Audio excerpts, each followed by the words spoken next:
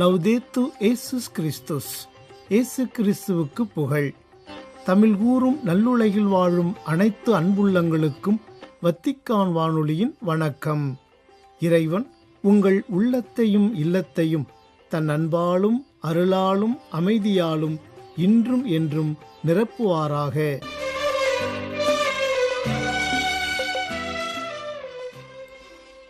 அன்பு நேயர்களே, வத்திக்கான் வானொலி இன்று உங்களுக்கு வழங்கவிருப்பவை: தடம் தந்த தகைமை, ஞாயிறு மறைவுரை சிந்தனை மற்றும் செய்திகள்.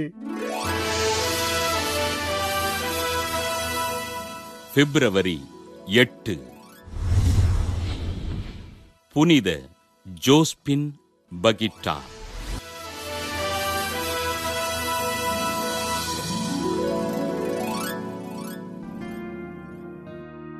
சூடான் நாட்டில் தார்பூர் என்னும் இடத்திற்கு அருகிலுள்ள ஒல்கோசா கிராமத்தில் கிறிஸ்தவர் அல்லாத பெற்றோருக்கு கிபி 1869 ஆண்டு பிறந்தார் ஜோஸ்பின் பகிட்டா. சிறுவயதில் கொள்ளையர்களால் கடத்தப்பட்டு அடிமைச் சந்தையில் நிறுத்தப்பட்ட பகிட்டா கலிஸ்தோ லெக்னானி என்பவரால் விலைக்கு வாங்கப்பட்டு பணியாளராக வீட்டிற்கு அழைத்துச் செல்லப்பட்டார். கலிஸ்தோ வீட்டில் அன்பினை பெற்று அமைதியோடு வாழ்ந்த பகிட்டா சில மாதங்களுக்குப் பிறகு கலிஸ்தோவின் நண்பரான அகஸ்டஸ் வீட்டில் பணியாளராக தன் பணிகளை நேர்த்தியோடும் பொறுப்போடும் செய்தார். அகஸ்டஸ் குடும்பத்தினர் மூலம் ஆண்டவரை அறிந்து கொண்ட பகிட்டா கிபி 1890 ஆண்டு ஜனவரி மாதம் 9ஆம் நாள் திருமுழுக்கு பெற்று கிறிஸ்தவரானார். தன்னை இறைவனுக்கு அர்ப்பணிக்க விரும்பிய இவர் கிபி 1893 ஆண்டு கனோசியன் டாட்டர்ஸ் ஆஃப் சேரிட்டி துறவற சபையில் சேர்ந்து கிபி 1896 ஆண்டு டிசம்பர் 8ஆம் நாள் அருட்சகோதரியாக அருட்பொழிவு பெற்றார்.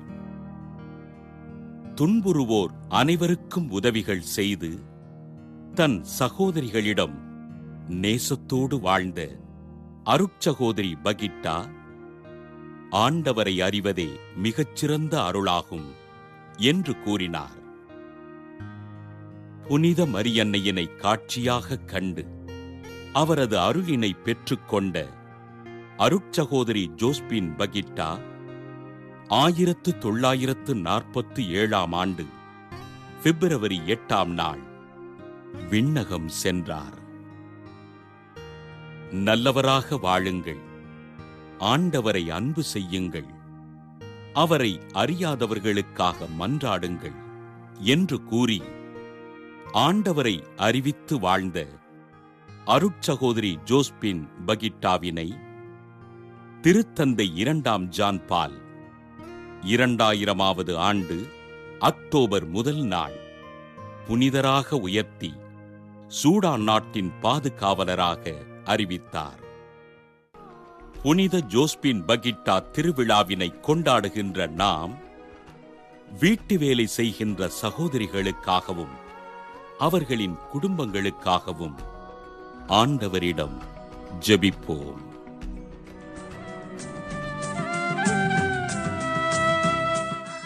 ஞாயிறு மறைவுரை சிந்தனை. உப்பாக ஒளியாக.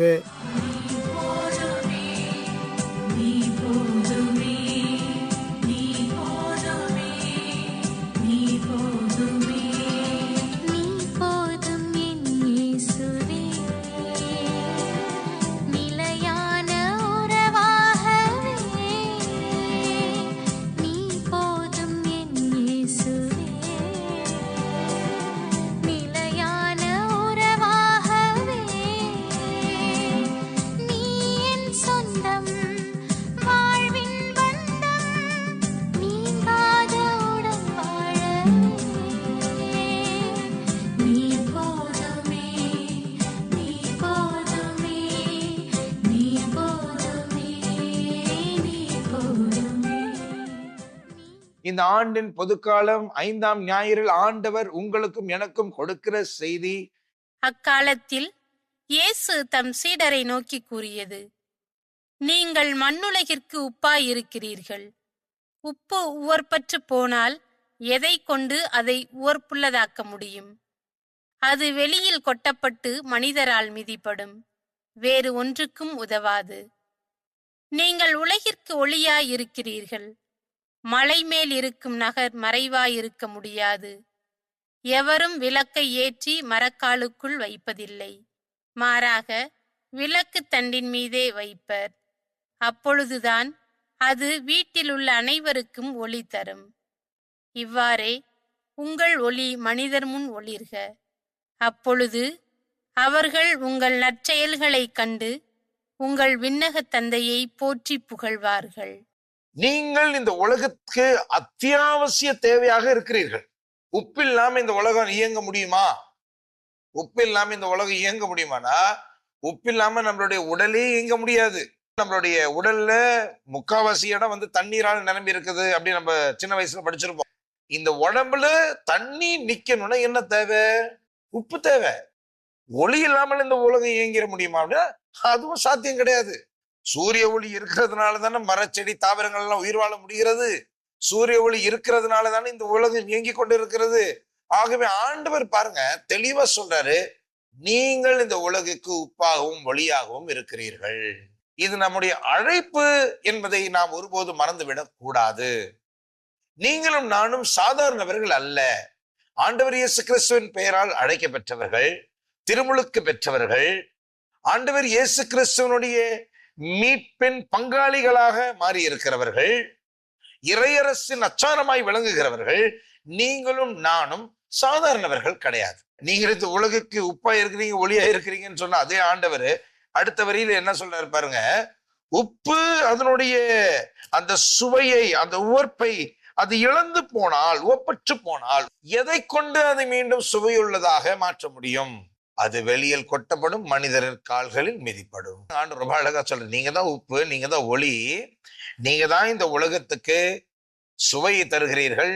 கிறிஸ்தவர்கள் நீங்கள் தான் இந்த உலகுக்கு ஒளியா இருக்கிறீர்கள். ஆனா நீங்க உங்க வேலையை ஒழுங்கா செய்யலன்னு என்ன நடக்கும்? ஆண்டவர் தெளிவா சொல்றாரு, வெளியில் கொட்டப்படுவீர்கள், காலின் கீழ் மிதிப்படுவீர்கள். ஏன் உலகத்துல இருக்க பல இடங்கள்லயும் மிஷனரிகள் தான் பல அற்புதங்களையும் அதிசயங்களையும் அவர்கள் கலாச்சாரத்தில் நிலைத்தார்கள். உதாரணத்துக்கு சொல்ல போனா நம்மளுடைய தேசத்துல குருகுல வாசம் இருந்தது. பெரிய படிப்புகள் ஞான பண்டிதர்கள்லாம் நம்முடைய தேசத்திலிருந்து வந்தார்கள். ஆனா எல்லா சமூகத்தினரும் குருகுலத்துக்கு சென்று படிக்க முடிந்ததானா அது ஒரு மிகப்பெரிய கேள்வியாக இருந்தது. எல்லா சமூகத்தினருக்கும் எல்லா ஜாதியினருக்கும் எல்லா வாய்ப்புகளும் இலவசமாய் ஒரே சரிசமாய் கிடைத்தது அப்படின்னா மிகப்பெரிய கேள்விக்குறியாக இருந்தது. அந்த சூழலில் வந்த மிஷனரிமார்கள், அந்த சூழலில் வந்த கிறிஸ்தவ குருமார்கள் அழகாக சமத்துவத்தை நிலைநாட்டினார்கள். இந்த உலகத்துக்கு, இந்த நாட்டுக்கு சமத்துவத்தை கற்றுக் கொடுத்தார்கள். நான் சமீபத்தில் ஒரு புத்தகத்தை படிக்கும் போது நான் பார்த்தேன், மிஷனரிகள் நம்முடைய குமரி மாவட்டத்துக்கு வருகிற அந்த நாட்கள்ல எல்லாம் மக்கள் எல்லா நாட்களும் வேலைக்கு சென்றார்கள். வேலைக்கு போனா அவங்களுக்கு அந்த வேலை முடிச்சு அந்த கூலியா என்ன பண்ணுவாங்கன்னா படி அளப்பாங்க. அன்னைக்கு அவங்க வேலை போனா அவங்க படி அளப்பாங்க. அந்த படி அளந்த அதை வச்சு அரிசி பொங்கி அவங்க சாப்பிட்டு உயிர் வாழணும். அப்படி ஒரு அடிமைத்தனமான ஒரு வாழ்க்கையை தான் வாழ்ந்து கொண்டு இருந்தார்கள். மிஷனரிகள் தான் முதலில் அவர்களுக்கு கற்றுக் கொடுக்கிறார்கள். வாரத்தில் 6 நாட்கள் நாங்கள் உங்களுக்கு வேலை செய்வோம்.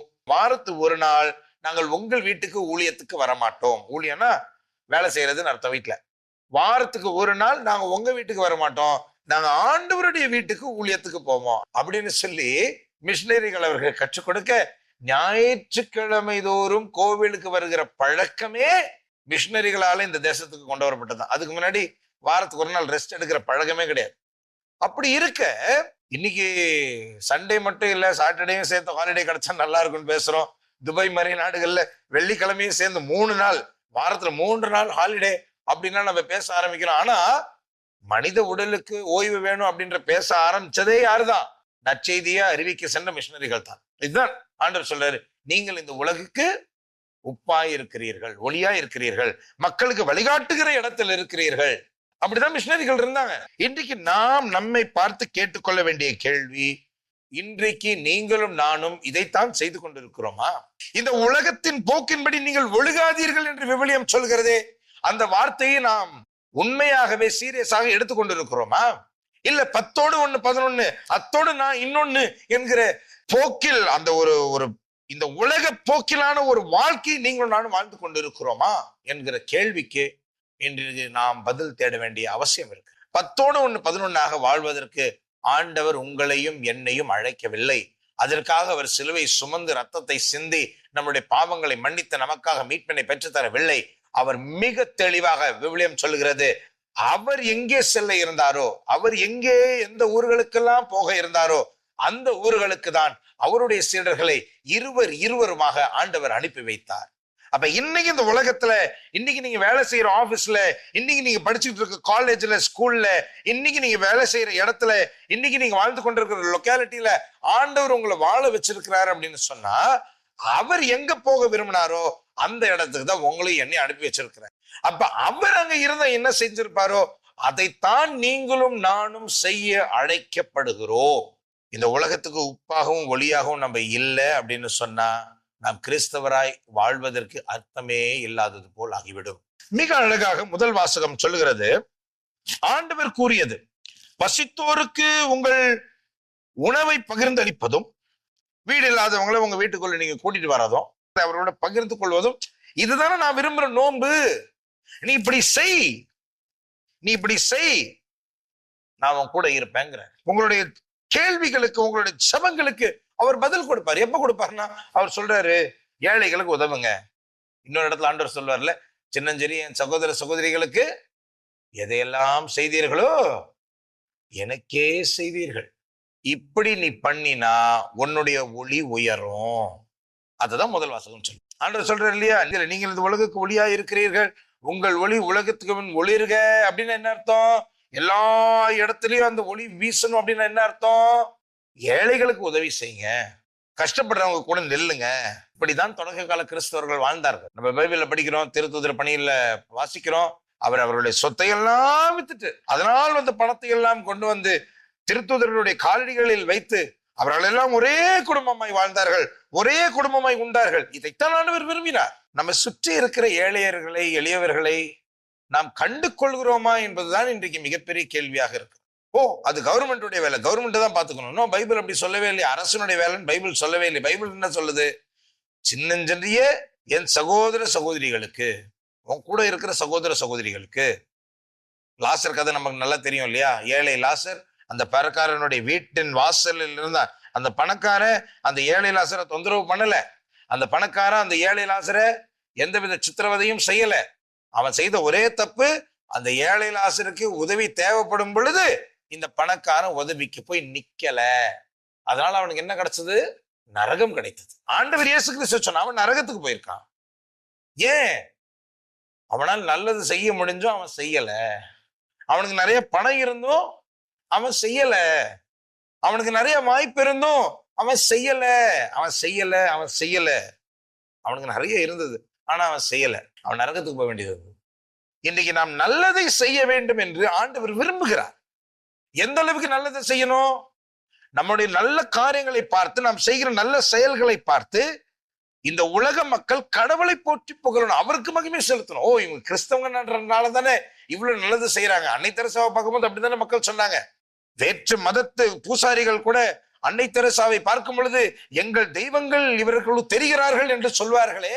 அப்படியேப்பட்ட ஒரு அன்பின் வாழ்க்கையை வாழதான் நீங்களும் நானும் அழைக்கப்பட்டிருக்கிறோம். கேள்வி என்னன்னா, தயாரா இருக்கிறோமா? ஆண்டவர் இது விரும்புறாருன்னு தெரியும். ஏன்? பரலோகத்தினுடைய வாசல்ல நம்ம நிக்கும் போது கூட ஆண்டவர் கேட்க போற வார்த்தை, தாகமா இருந்தேன் தண்ணீர் கொடுத்தாயா, பசியோடு இருந்தேன் உணவு கொடுத்தாயா, ஆடை என்று இருந்தேன் எனக்கு ஆடை அணிவித்தாயா, நான் நோயுற்று இருந்தேன் சிறையில் இருந்தேன் என்னை சந்திச்சாயான்னு கேட்பாரு. ஒரு வேளை ஆண்டவர் அந்த கேள்வி இன்னைக்கு கேட்பாரு அப்படின்னு சொன்னா சொல்றதுக்கு பதில் ஏதாவது இருக்குதா? ஏதாவது செய்திருக்கிறோமா? நம்ம பலர் இன்றைக்கு பேரளவில் மாத்தும் கிறிஸ்தவர்களாக இருக்கிறோம். நம்மளுடைய தினசரி வாழ்க்கையில் கிறிஸ்தவத்தின் கூறுகள் தென்படுவது இல்லை. இன்றைக்கு ஆண்டவர் அழைக்கிறார், நீ இந்த உலகுக்கு உப்பா இருக்கணும், ஒளியா இருக்கணும்னா உன்னுடைய தினசரி வாழ்க்கையினுடைய தேர்வுகளில், உன்னுடைய தினசரி வாழ்வினுடைய முடிவுகளில் நீ கிறிஸ்தவனாக இருக்கிறீர் என்பதை மறவாமல் அதுக்கேற்ற செயல்களை நாம் செய்ய வேண்டும். பவுலடிகளார் சொல்றாரு, நான் உங்ககிட்ட வரும் பொழுது பெரிய வாய்மன்மையுடையவராய் பெரிய பெரிய வார்த்தை ஜாலங்கள்லாம் பேசிட்டு நான் வரல, ஆவியானவர் எனக்கு அருளிய வல்லமையை நான் வெளிப்படுத்தி காட்டினேன். பவுல் சொல்றாரு, நற்செய்தி அறிவிச்சுட்டு வரும்போது நான் பெரிய பெரிய வார்த்தை ஜாலங்களை பயன்படுத்தல, ஆவியானவர் கொடுத்த ஆற்றலை நான் டெமான்ஸ்ட்ரேட் பண்ணி காட்டினேன், வாழ்ந்து காட்டினேன். மிக அழகாக 1 கொரிந்தியர் 4வது அதிகாரம் 20வது வசனத்தில் வாசிக்கிறோம். இறை அரசு என்பது பேச்சில் இல்லை, செயல்பாட்டில் தான் உள்ளது. இறை அரசு என்பது பேச்சில் இல்லை, செயல்பாட்டில் தான் உள்ளது. சமத்துவம், நீதி, ஒற்றுமை, அன்பு, பாசம் பேசினா மட்டும் பத்தாது, அது என்ன பண்ணணும்? தினசரி வாழ்க்கையில வாழ்ந்து காட்டணும். காட்டுனா இந்த உலகுக்கு உப்பாகவும் ஒளியாகவும் இருப்போம். காட்டல அப்படின்னு சொன்னா வெளியில் கொட்டப்பட்டு காலின் கீழ். ஆண்டவர் சொன்னாரு, ஒரு மலை மேல, ஒரு குன்று மேல ஒரு ஊர் இருக்குன்னு சொன்னா அது யாருக்கும் மறைவாலாம் இருக்காது, சும்மாலாம் மறைஞ்சுக்க முடியாது, எல்லாருக்கும் தெரியும். உங்களுக்கு இருக்கிற ஒளி இந்த உலகத்துக்கே தெரியும். நீங்க உங்க வேலையை செய்யலன்னா மக்கள் பார்ப்பாங்க. அததானே கேட்டாங்க காந்தியடிகள் இந்தியர்களை பார்த்து, இந்திய கிறிஸ்தவர்களை பார்த்து சொல்ற வார்த்தைகளை பாருங்களேன். எனக்கு கிறிஸ்துவை பிடிக்கும், இந்த கிறிஸ்தவர்களை தான் பிடிக்காது. ஏன்? அவருக்கு தெரியும் கிறிஸ்தவர்களிடமிருந்து இதனையெல்லாம் எதிர்பார்க்கிறார், இந்த கிறிஸ்தவர்கள் இதை செய்யல, அதனால எனக்கு இவங்களை பிடிக்காதுங்கிறார். காந்திக்கு பிடிக்கட்டும், பிடிக்காம போகலாம். அம்பேத்கருக்கு பிடிக்கட்டும், பிடிக்காம போகலாம். ஆண்டவர் இயேசு கிறிஸ்து நம்மளை ஏற்றுக்கொள்வாரா? அவருக்கு பிடிச்ச மாதிரி, உகந்த மாதிரி ஒரு வாழ்க்கையை வாழ்ந்து கொண்டு இருக்கிறோமா? நம்மளுடைய தினசரி வாழ்க்கையில், நாம் வாழ்கிற சூழல்களில், நாம் வீட்டு அக்கப்பக்கங்களில் நம்மால் முடிந்த நன்மை செய்யும். பைபிள்ல போட்டிருக்கீங்க, நல்லது என்று தெரிந்தும் அதை செய்யாமல் இருக்கிறது பாவம் அப்படின்னு பைபிள்ல இருக்கு. அப்ப பாவத்துல விடாதபடி நன்மைகளை செய்து நாமும் இறையரசின் உறுப்பினர்கள் என்ற இந்த உலகத்தில் பறைசாற்ற, இவ்வாறு தந்தையாக கடவுளுக்கு மகிமை செலுத்த ஆண்டவர் உங்களையும் என்னையும் அழைக்கிறார். நாமும் உப்பாக ஒளியாக உலகத்தில் வாழ்வோம், ஆண்டவருக்கு சாட்சியாக விளங்குவோம்.